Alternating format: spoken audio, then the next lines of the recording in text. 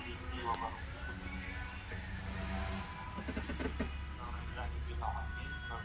Sekarang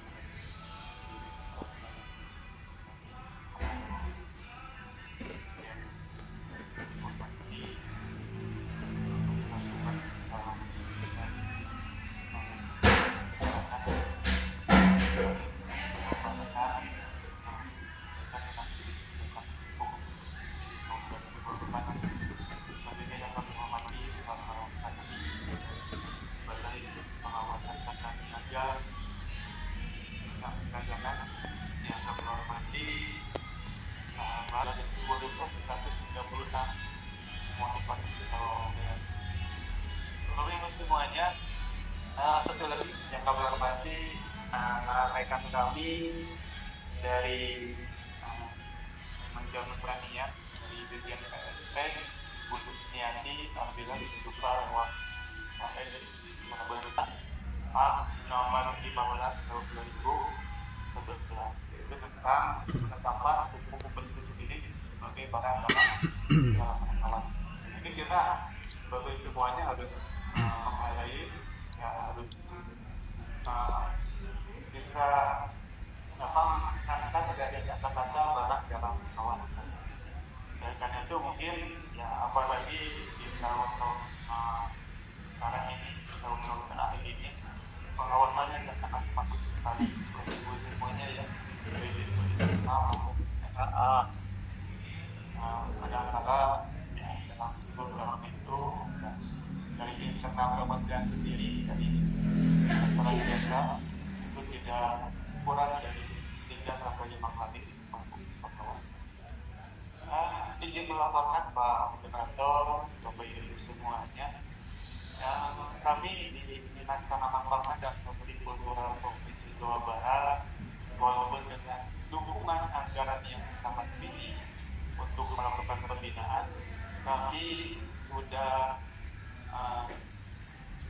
melakukan monitoring beberapa kabupaten, Kabupaten Bekasi, di Karawang, Subang, Bandung, dan terakhir kami melakukan monitoring di Kota Tasik semuanya ya. Kota Tasik itu kemarin kami laksanakan tanggal 12 Juni tahun 2020. Antaranya di kios Rajawali dan kios Mandiri Kawalu dan juga kios Barokah di Taman Sari. Ada beberapa catatan mungkin Bapak Ibu semuanya ya. Yang pertama ternyata ada ditemukan SPDB itu tidak terdapat di kios, masih tidak oleh distributor. Yang kedua ada beberapa tani yang belum menembus buku bersubsidi. Ini jadi bahan analisis kami, apakah tani tersebut belum menembus buku bersubsidinya, apakah memang tani itu belum melakukan pertanaman atau lain sebagainya. Satu lagi catatan yang kami dapatkan di salah satu kabupaten kaitan dengan kelengkapan SPDB. Di sana masih ada kemungkinan kaitan dengan wilayah kerja yang masih kosong. Ya, jadi wilayah kerjanya itu masih kosong. Sedangkan salah satu yang mengatur wilayah kerja dari kios tersebut kedua adalah lampiran SPDB. Nah, ini mungkin hal-hal administratif yang memang harus segera dilakukan perbaikan.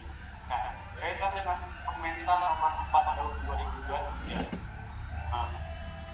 sebetulnya kewenangan untuk memberikan sanksi itu kalau kami pelajari untuk sanksi administrasi itu ada kewenangannya di kabupaten kota. Tapi di provinsi kaitan adanya pelanggaran terhadap administratif, contoh mungkin itu tadi SPDB tidak lampirannya tidak terus juga pelaporan tidak disampaikan, terus juga pemasangan kios tersebut sebagai kios bersubsidi, atau mungkin ada keterangan KMP yang tidak ditempel di kios. Itu adalah pelanggaran administratif yang mestinya itu dituntaskan di Kabupaten Kota, karena memang yang mempunyai kewenangan memberikan sanksi administratif kepada Kabupaten Kota itu menurut Permendak nomor 4 tahun 2023. Jadi Bapak Ibu semuanya, izin kami saya sebelum kita yang mungkin Bapak Ibu semuanya, kita patut bersyukur di mana di awal tahun kita dikhawatirkan dengan alokasi yang telah ditetapkan oleh Pertanian. Jadi di awal tahun itu hanya di kisaran 4,7 juta ton. Bila anggaran ini berkembang di 9,5 juta ton. Ini di awal tahun kami mungkin juga Bapak Ibu semuanya, baik produsen dan dinas kabupaten kota merasa khawatir, bahkan mungkin bukan merasa khawatir ya, masih ini tidak akan mencukupi untuk 1 tahun dari Januari sampai Desember dengan alokasi secara nasional 4,7 juta ton. Bapak Ibu semuanya, kaitan dengan tujuan dan peran pupuk bersubsidi izin saja ini agar dipercepat pada waktu yang dibatas. Yang pertama adalah kaitan dengan tujuan pupuk bersubsidi, yaitu adalah usaha mencapai ketahanan pangan nasional. Oleh karena itu, pemerintah dalam ini memfasilitasi kaitan dengan anggaran untuk pupuk bersubsidi. Lalu yang kedua, peran pupuk bersubsidi tentunya di sini pertama petani dapat membeli pupuk bersubsidi dengan harga yang terjangkau. Lalu yang kedua, kaitan dengan ketersediaan pupuk, petani pun ketika petani membutuhkan itu setiap saat bisa mendapatkan sesuai dengan alokasi dari petani yang bersangkutan. Oleh karena itu kan di Permendak itu diatur kaitan masa itu untuk menjaga ketersediaan stok pupuk di masing-masing bibit gudang. Selanjutnya yang ketiga kaitan dengan kualitas pupuk. Tadi disinggung dikaitkan dengan masalah stunting ya, oleh Ibu Kepala Dinas. Ini suatu produk pertanian bisa menghasilkan, suatu komunitas pertanian bisa memproduksi hasil panennya dengan baik ketika didukung oleh kualitas pupuk yang baik. Tentunya di sini kaitan dengan urea, SNI, ya, NPK, kaitan dengan SNI juga ini harus ditempuh, dan saya yakin bahwa kaitan kebutuhan SNI ini sudah ditempuh oleh pupuk Indonesia. Selanjutnya juga kaitan dengan bagaimana regenerasi petani, agar generasi muda bisa terus ya, berkecimpung dalam memajukan dunia pertanian. Selanjutnya yang kelima adalah menjaga dan meningkatkan produktivitas pertanian guna mendukung kedaulatan pangan. Ini adalah tujuan pupuk bersubsidi dan peran pupuk bersubsidi. Selanjutnya ini adalah kaitan dengan bagaimana latar belakang gambaran alokasi dan realisasi pupuk bersubsidi. Mungkin akan dititik beratkan kaitan dengan alokasi. Kalau kita lihat di rentang 10 tahun terakhir 2014 sampai dengan 2024 ya. Kita lihat di rentang waktu 2014 sampai dengan 2018 itu kisaran alokasi pupuk bersubsidi secara nasional adalah 9,55 juta ton. Makin ke sini terakhir di 2024 ini menurun drastis ya. Menurun drastis di volume 4,73 juta ton. Penurunannya 45%, kurang lebih seperti itu. Apa yang menyebabkan penurunan volume ini? Ternyata bukan masalah ketersediaan anggaran. Karena tahun ini dan tahun sebelumnya itu relatif hampir sama di kisaran 27 triliun. Hanya hanya yang membedakan adalah kenapa di tahun sekarang dimulai dari tahun kemarin, ya, volume alokasi pupuk bersubsidi dengan anggaran yang ada ternyata tidak sama dengan tahun-tahun sebelumnya. Ini diakibatkan oleh adanya kenaikan APBD, sehingga menyebabkan kemampuan negara yang ada lebih kecil dalam pemenuhan alokasi. Setelah ada tambahan alokasi ya yang secara anggaran dari 26,7 triliun menjadi 54 triliun, ini kembali alokasi 2024 ini menjadi 9,5 triliun. Ya, ini selanjutnya bagi semuanya ini adalah melakukan usulan kenaikan subsidi pupuk. Ini pertama adalah berdasarkan arahan Presiden Republik Indonesia terkait dengan kebijakan pupuk bersubsidi di rapat internal tanggal 26 Februari 2024. Intinya dari rapat tersebut, volume harus dinaikkan, transaksi harus lebih dimudahkan. Oleh karena itu,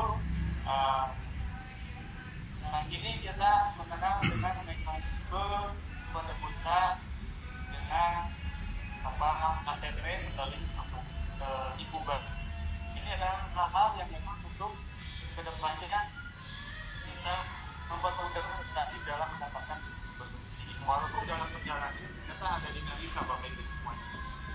Selanjutnya dari arahan ini juga terfasilitasinya petani lembaga masyarakat desa untuk bisa mendapatkan pupuk bersubsidi. Tentunya petani lembaga masyarakat desa ini harus memenuhi ketentuan dan syarat petani tersebut bisa mendapatkan pupuk bersubsidi. Pertama harus tergabung dalam ya, harus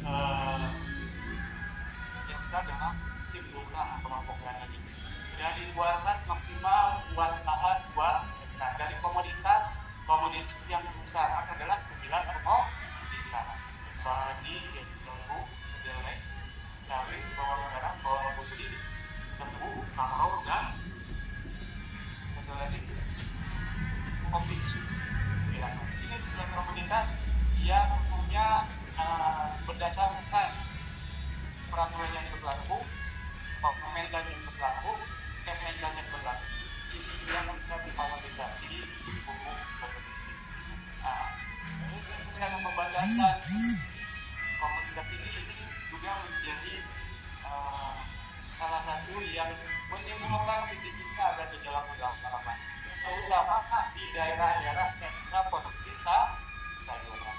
Contoh di Lembang, di Ciberei, di Cipanas, banyak petani sayuran yang lainnya, tomat, terus kubis, terus apa lagi, wortel, dan sebagainya. Tidak terfasilitasi pupuk bersubsidi karena di luar 9 komoditas yang berhak mendapatkan pupuk bersubsidi.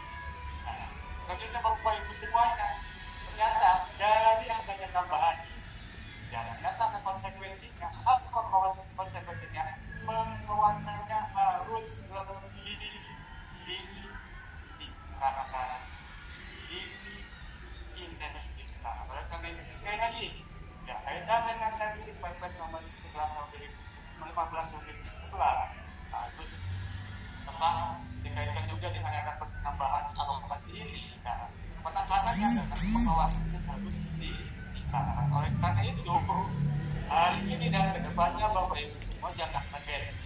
Ya, ketika pengawasan secara berkala, secara rutin dari internal dan eksternal datang mengawasi ke wilayah Bapak Ibu semua. Nah, kayak Amari, kenapa sumbi Amari di masyarakat itulah. Sekarang seperti itu pengawasan Bapak Ibu semuanya. Bukan hanya ke distributor, produsen, ini dinas juga seperti itu Bapak Ibu semuanya. Kaitan dengan masalah pengawasan bersubsidi. Next, ini penambahan alokasi pupuk bersubsidi di secara nasional Bapak Ibu semuanya. Yang PKK 2024 jumlah kebutuhan secara nasional untuk Korea NPK 2 ketika dijumlahi kurang lebih 12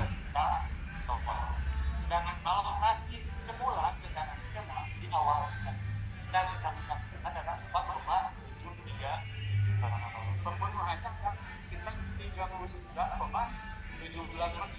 Nah, setelah ada penambahan menjadi 9,55 juta telur, ini kemampuan pemenuhan terhadap kebutuhan yang ada yang dicatat menjadi 79,04%.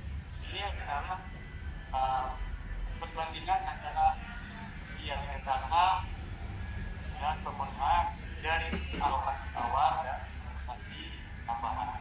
Nah, bagaimana untuk Jawa Barat, Bapak Ibu semuanya? Maaf kalau ini kami dari kabupatennya mencatatkan Kabupaten Cianjur, karena jujur dari mana saya belum sampai ganti tadinya mau diganti dengan Kota Tasik, tapi tadi malam itu sampai jam 10 malam di Hotel Pullman kami ada diskusi dengan Bapak Dirjen PP Bapak Suwandi jam 10 malam. Jadi pas pulang ke rumahnya ya sampai ngantuk ya, mandi, sholat isya, udah tidur gitu. Jadi belum sempat mengganti problem semuanya. Nah, ya zaman sebetulnya bersama Bapak Ibu semuanya ini dengan plan secara nasional maupun plan secara kabupaten kota.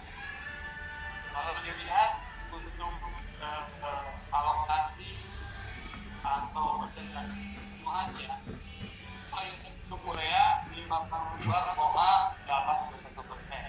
Ini untuk Jawa Barat.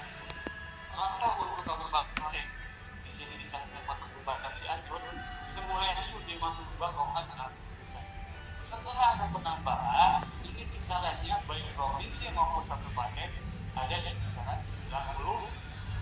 Nah, secara total kalau kita totalkan dari semua jenis pupuk yang ada, ini untuk semuanya 40,66%, hampir sama dengan tingkat kabupaten kota.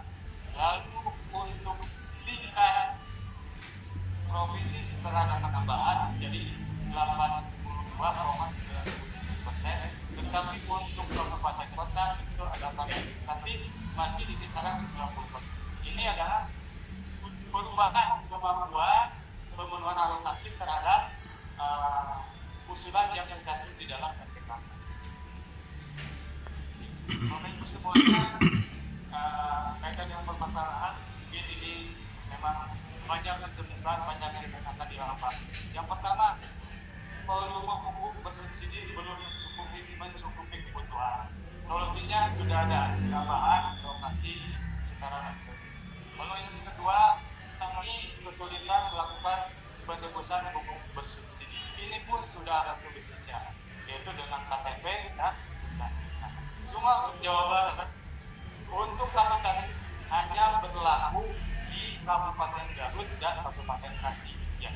Di Kabupaten Garut dan Kabupaten Tasik ada sebagian petani hanya menebus dengan KTP saja, ada sebagian petani menebus dengan hak tani. Kenapa demikian? Ini ceritanya kaitan dengan masalah perpanjangan kerjasama MOU antara Kementerian Pertanian dengan Himbara. Jadi sebelumnya Bank Himbara, BSI, BRI, Mandiri, BRI itu melakukan kerjasama untuk melaksanakan kartu tani. Nah, di 2024 yang diperpanjang kerjasamanya hanya Bank BSI dan Bank BRI. Bank BSI memegang hanya di provinsi Aceh saja, sedangkan Bank BRI itu melanjutkan wilayah existing yang sebelumnya. Kebetulan Jawa Barat dari 27 kabupaten kota, 25 kabupaten kota itu dipegang sebelumnya oleh Bank Mandiri, dan dipegang sebelumnya oleh Bank BRI. Jadi pertengahan 2022 BRI dialihkan ke Bank BRI. Nah, BRI karena kerjasamanya berlanjut, maka wilayah Garut dan Tasik yang memang existing wilayah BRI itu dilanjutkan untuk kartu tani. Tetapi untuk Garut dan Tasik sudah tidak ada penambahan lagi itu tani. Jadi petani yang diterbitkan atau petani yang sekarang melakukan transaksi di 2024 adalah petani yang 2023 melakukan transaksi dengan kartu. selanjutnya berkaitan dengan bagaimana ketika menghadapi adanya perubahan menerima pupuk bersubsidi. Jadi Permendak nomor 1 itu tahun 2024 ini sudah terfasilitasi kaitan dengan adanya evaluasi per 14 ini. Alhamdulillah kemarin sampai tanggal 18 kalau tidak salah sudah dilakukan pemutahiran dana di ATKK. Nanti akan saya coba sampaikan bagaimana perubahannya Bapak Ibu semuanya ini. Selanjutnya di sini banyak petani yang sudah berusia tua, jauh dari kios dan transportasi sendiri ini pun sudah bisa mengatasi kaitan dengan penulisannya itu dengan cara diwakilkan oleh orang tani maupun oleh keluarganya. Bapak Ibu semuanya, ini perubahan kebijakan pupuk bersubsidi. Pertama dari jenis pupuknya, ya, Permendak nomor 10 dengan Permendak nomor 1 ada penambahan pupuk organik. Jawaban itu untuk alokasi pupuk organik sebanyak 101.005 ton. 101.005.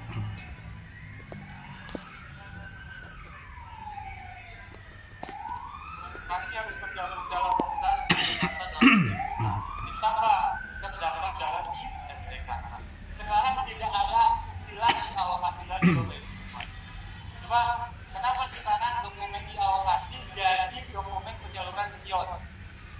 Mungkin ini saya pikir ini dokumen penyaluran dialokasi yang ada di kios akan segera diganti dengan dokumen di IMDK. Selanjutnya juga ya tadi kaitan dengan evaluasi sekali. Selanjutnya juga alokasi pupuk bersubsidi ini berdasarkan jenis pupuk, jumlah pupuk, sebaran wilayah. Nah untuk sebaran wilayah itu tidak ada di SK baik di tingkat besar di provinsi kabupaten kota itu tidak ada SK atau sebaran wilayah. Kenapa terjadi ini? Awalnya meningkatkan dikunci sebaran selanjutnya juga kaitan dengan pertimbangan penetapan alokasi, rincian alokasi per wilayah, data spasial lahan terjadi atau luas lahan dan disimpulkan dengan mempertimbangkan luas bambu sawah dan LP2W. Nah, apa perubahannya untuk penetapan alokasi? Yang pertama tentunya IRDKK. Yang kedua rincian alokasi per wilayah dan juga pertimbangan LP2W. Apa yang dihilangkan? Yang dihilangkannya adalah spasial lahan. Kenapa demikian? Karena belum setiap provinsi, kabupaten, kota, kecamatan di Indonesia masih banyak yang belum punya spasial. Ketika ini masih dikatakan dalam Permendak, ini akan menjadi permasalahan ke depannya. Untuk semuanya ini mekanisme penetapan alokasi pupuk bersubsidi ya. Tentunya ada pengusulan dulu lewat RPKK itu secara berjenjang oleh ahli, lalu diverifikasi secara berjenjang oleh Hulu kecamatan, Kasih, kabupaten sampai dengan pengesahan oleh Kadis kabupaten kota. Nah, berdasarkan RPKK tersebut maka dilakukan penetapan alokasi sesuai dengan alokasi yang didapatkan oleh wilayah tersebut. Jawa Barat berapa dapatnya nanti Korea sekian, Bekasi sekian. Untuk penetapannya kabupaten kota timbangan utamanya adalah IRDKK. Nah, untuk Jawa Barat untuk penetapan alokasi itu Bapak Ibu semuanya ya, itu ditetapkan dengan mekanisme workshop pertama ketika kemarin ada tambahan pupuk bersubsidi. Kita kumpulkan semua kabupaten kota pun demikian dihadirkan dari pupuk Indonesia, kita workshop ya. Kami punya draft alokasinya kabupaten kota penyusulannya sehingga ada titik temu berapa sih untuk kabupaten A, B, C, dan D. Diterbitkan berita-acaranya semua kabupaten kota menandatangani berita acara workshop. Jadi kami di provinsi tidak ada pilih kasih. Ya. Mentang-mentang kami dekat dengan Kabupaten A, kami perhatikan Kabupaten A. Ada dengan Kabupaten B, kami kurangi atau kami yang ada hanya di provinsi masa kecil enggak seperti itu Bapak. Ya. Kedekatan itu hanya sebatas menjadi koordinasi dan komunikasi. Tetapi kaitan dengan penetapan alokasi itu adalah tetap pertimbangannya data, bukan masalah kedekatan. Nah, ini Bapak Ibu semuanya untuk penyaluran sampingan tanggal 24 Juli 2024. Untuk Korea 33,577%. Kami ada kasih uang ini sudah menyentuh angka 60%. Bapak Ibu semuanya ada Bekasi, Bogor, Cirebon, Kota Sukabumi, Majalengka, dan Kabupaten Pangandaran. Untuk data bulan Mei dan Juni kami ambil data menunggu persetujuan internal pencatatan karena data tersebut belum disaat oleh di internal pusat. Selanjutnya ini kaitan dengan evaluasi NPK sama tanggal 24 Juni.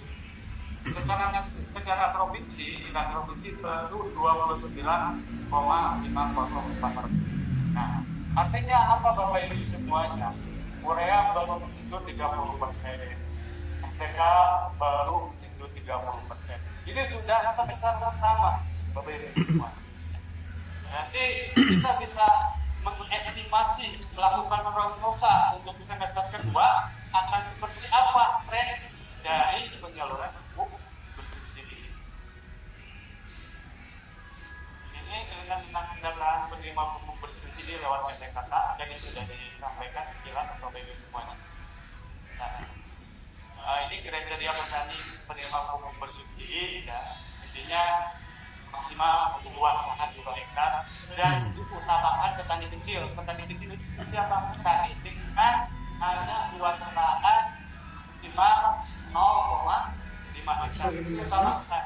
Dan kalau difasilitasi penembusan bersubsidinya 100%. Kalau butuh 150 kg penuhi petani kecil, utamakan petani kecil yang memang luas lahannya 0,5 hektar. Ini selanjutnya izin kami menyampaikan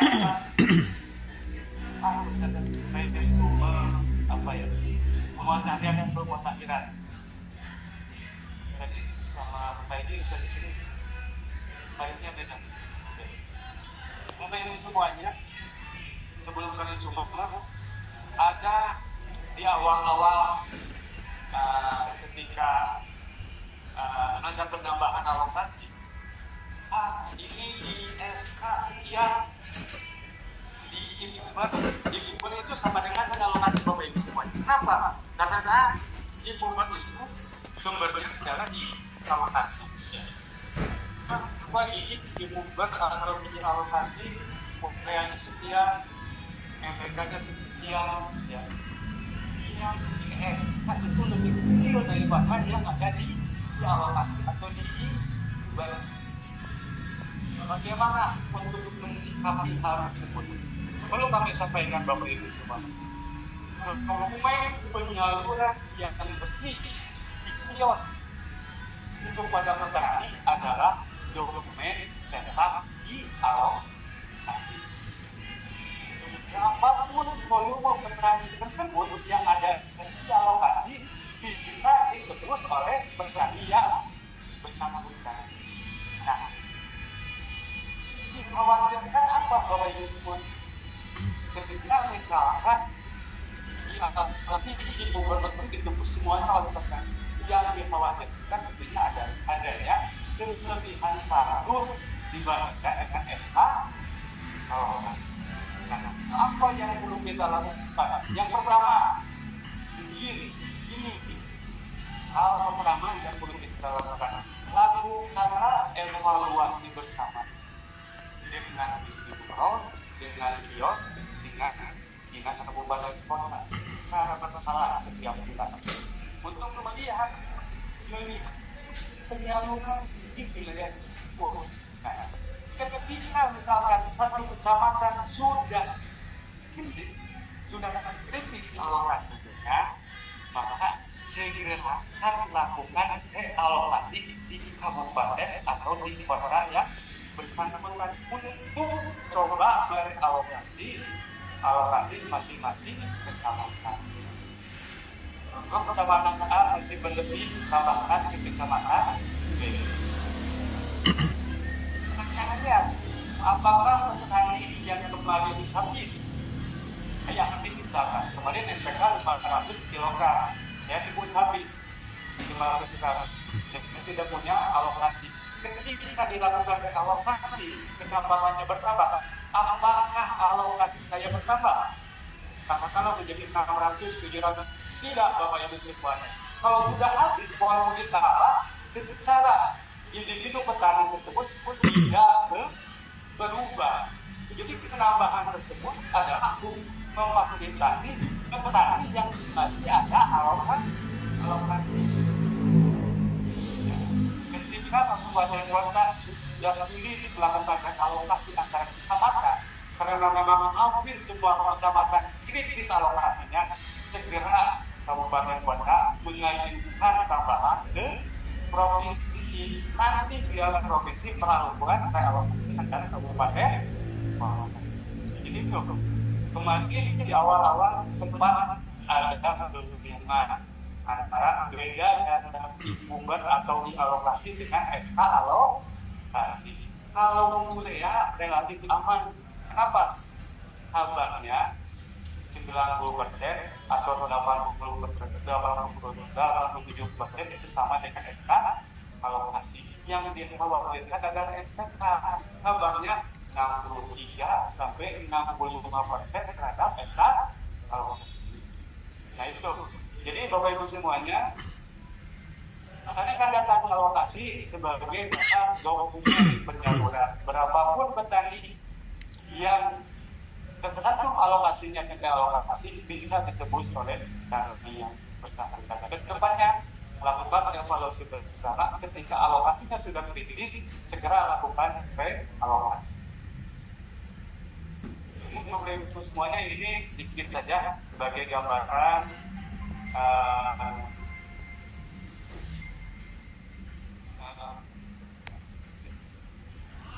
Bapak Ibu semuanya, kita lihat bagaimana perubahan data ketika pemutakhiran IPK. Pemutakhiran IPK itu dilakukan dari tanggal 5 sampai 18. Untuk total NIK untuk petani dari 2.108.081 per petani atau NIK menjadi 2.145.784 NIK atau petani. Bertambah sebanyak 36.983 tani. Kenaikannya 1,75%. Sedangkan untuk rencana tanam dari 10 juta 0,8 ya, menjadi 2,9 juta ya, ini ada kenaikan 60.000 hektar kurang lebih. Secara presentasi kenaikannya adalah 2,15%.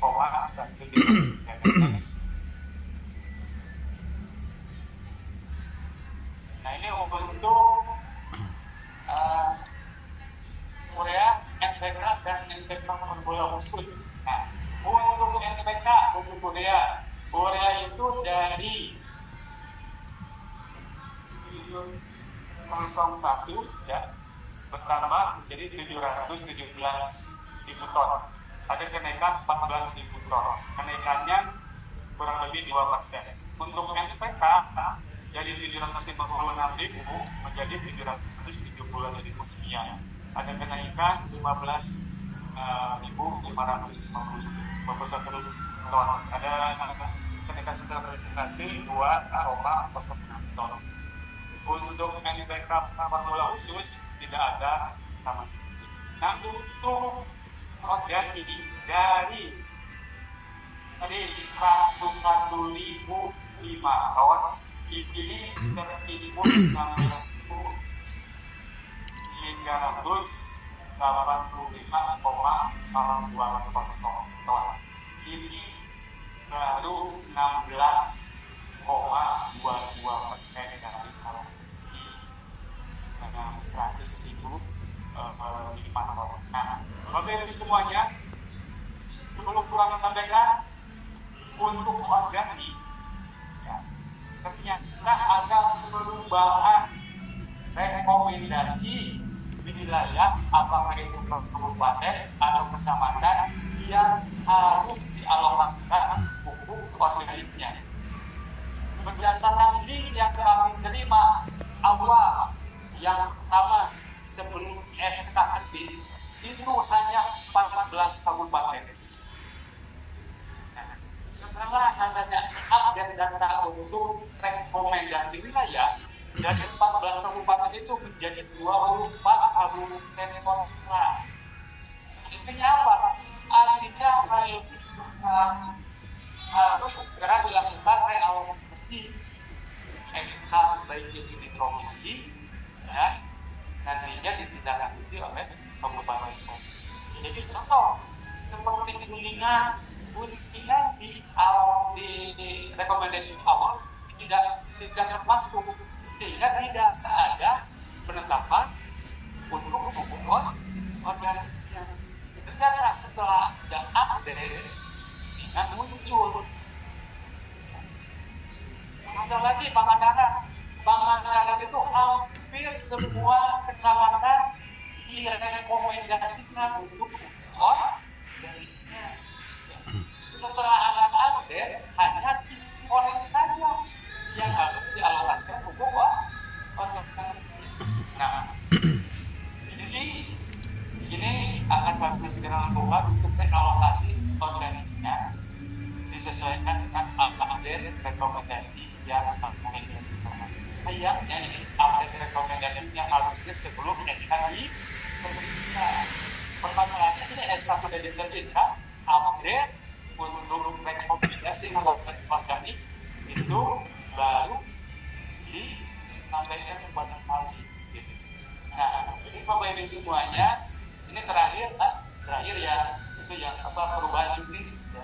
Mudah-mudahan ini juga Bapak Ibu semuanya sudah tentunya sudah dapat yang ditujukan, salah satunya ke Pupuk Indonesia.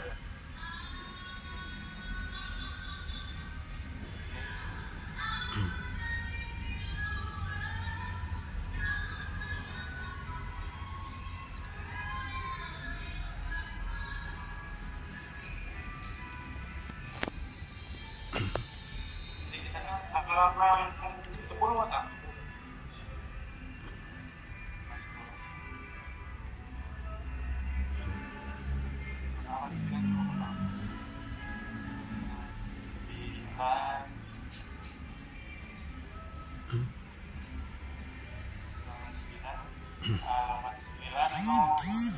Saya ingin menekankan ada ini ya, nomor 5 Bapak Ibu semuanya. Jadi kita minta bersama-sama KTP petani dan petani dipotong menggunakan aplikasi Ikubar yang sudah dilengkapi dengan geotagi dan timestamp. Foto petani dan KTP petani wajib diambil langsung dari aplikasi, bukan hasil pengambilan foto yang ada pada layar telepon genggam atau komputer. Nah, saya kan tiap pelaksanaan verifikasi validasi Bapak Ibu semuanya dari tanggal 2 sampai tanggal 10 untuk monitoring. Nah, kewajiban kami dalam melakukan monitoring selain melakukan pembinaan dan sosialisasi.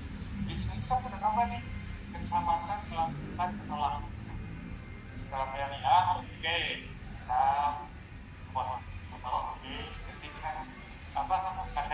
ketika melihat foto, ketika ada foto yang memang dipoto dari HP. Dari HP adalah petaninya dipoto lagi sama HP yang ada aplikasi Google-nya. Pantesan tim Bepal kecamatan melakukan penolakan. Ada lagi, ya, dan HP juga yang tidak kelihatan si kayak standar geotekniknya yang ada di HP itu ditutup, Bapak Ibu semuanya ditutup gitu ya, ditutup bagian atasnya ditutup biar yang kelihatan. Tapi tetap jadi itu sangat beda sekali ketika memang si pertanyaan tersebut dilakukan pemotretan langsung melalui HP yang memang ada aplikasi tentunya yang ada di dia. Nah, ini menjadi hal yang memang perlu kita pastikan Bapak Ibu semuanya. Selanjutnya, nah ini mungkin yang kaitan dengan KTP. Ada KTP harus asli, tapi di-scan biar kelihatan warnanya. Ada yang namanya scan dan fotokopi sama bedanya. Kalau fotokopi mungkin hitam putih, kalau scan muncul warnanya, tapi itu tetap tidak asli gitu.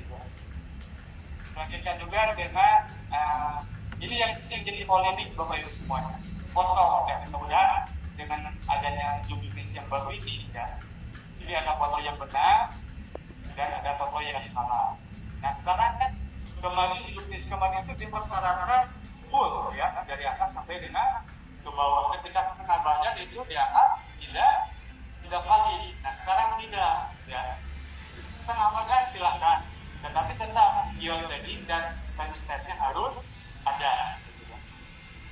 Nah ini foto yang salah muncul seperti ini hitam putih, ini tentunya nanti akan ditolak walaupun step dan geotekniknya muncul tidak jelas ya, mukanya terutama mukanya tidak jelas, ini juga tentunya akan ditolak walaupun geoteknik dan stepnya ada. Foto tidak terlihat, foto dipotong dari KTP yang sama juga kasusnya seperti tadi ya, KTP yang di-scan ya. Foto walaupun full body, walaupun setengah badan yang kelihatan wajahnya, tetapi tidak ada step dan geotekniknya, itu pasti akan ditolak. Bapak Ibu semuanya, ini saja untuk sementara. Mohon maaf apabila ada yang kurang berkenan. Bila itu wal hidayah. Wassalamualaikum.